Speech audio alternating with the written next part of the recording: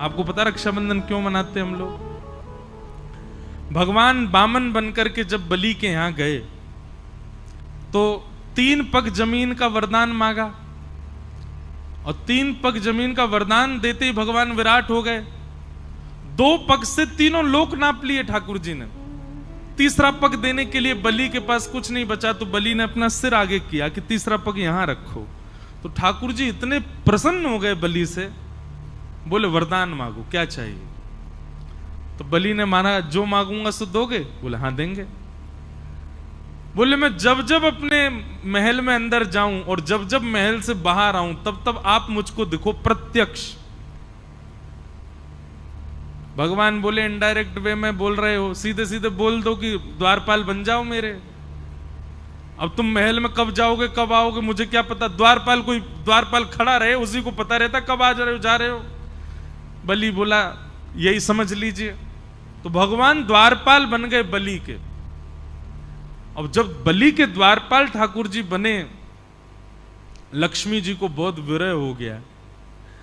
ठाकुर जी आ ही नहीं रहे, बलि के यहां पर द्वारपाल बन के खड़े हैं। लक्ष्मी जी ने आकर के भगवान से कहा चलो। बोले मैं नहीं जा सकता, अहम भक्त पराधीन। स्पष्ट शब्द है भागवत में, ठाकुर जी कह रहे हैं पूरा विश्व मेरे पर अधीन है पर मैं अपने भक्त के अधीन हूं, मैं कुछ नहीं कर सकता यदि भक्त को मैंने वचन दे दिया तो।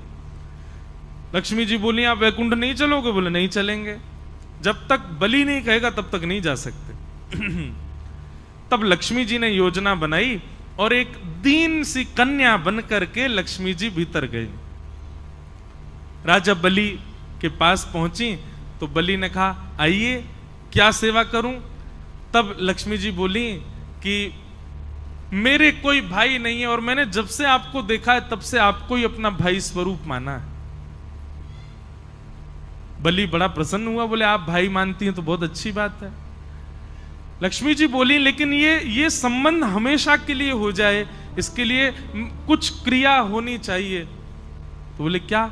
बोले मेरी रक्षा की जिम्मेवारी आप लो, आपकी रक्षा की जिम्मेवारी मैं लूं, दोनों बहन भाई की रक्षा की जिम्मेवारी बहन भाई ले में, तब मानेंगे कि संबंध हमारा सुदृढ़ होगा।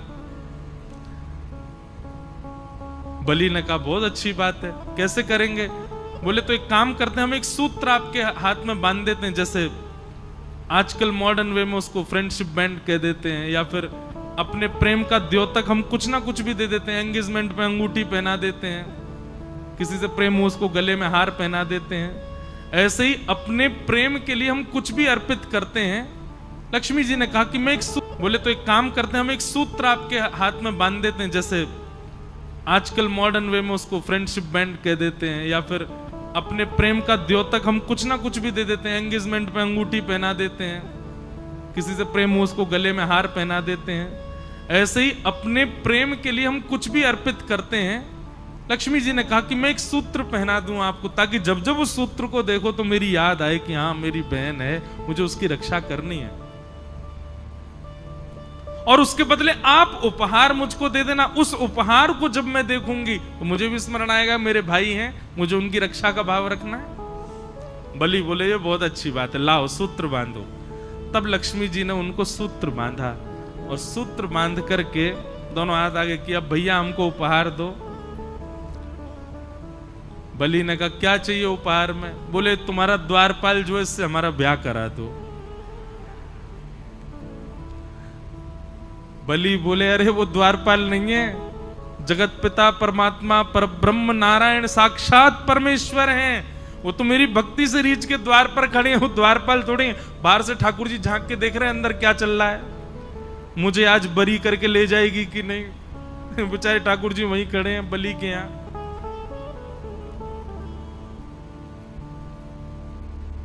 लक्ष्मी जी बोली भैया अब वही मांगा है तो वही चाहिए मुझे, आप मेरा ब्याह। अरे संभव ही नहीं है, उनका ब्याह केवल पराम्बा जगदम्बा लक्ष्मी से होता है, वो और किसी का वर्ण नहीं करते। ये कहते ही वो कन्या लक्ष्मी के रूप में प्रकट हो गई। बोले मैं लक्ष्मी ही हूं, आपने लक्ष्मी के हाथों से सूत्र धारण करवाया है, मैं आपकी सदा के लिए बहन हो गई हूं, अब कृपा करके मेरे प्राणनाथ को मुझे वापस करके और भेज दो। तब बलि ने कहा ऐसे नहीं दूंगा, अब विवाह मांगा है तो फिर मेरे ही भवन में आपका विवाह होगा, मेरे सामने। मैं दुनिया तो कन्यादान करती है, मैं पुरुष दान करके दूंगा, तब ले जाना, ऐसा भाव बताते विनोद में। तो फिर ठाकुर जी का विवाह हुआ, और जिस प्रकार कन्यादान होता है ऐसे ठाकुर जी का दान किया बलि ने, लक्ष्मी जी को ले जाओ।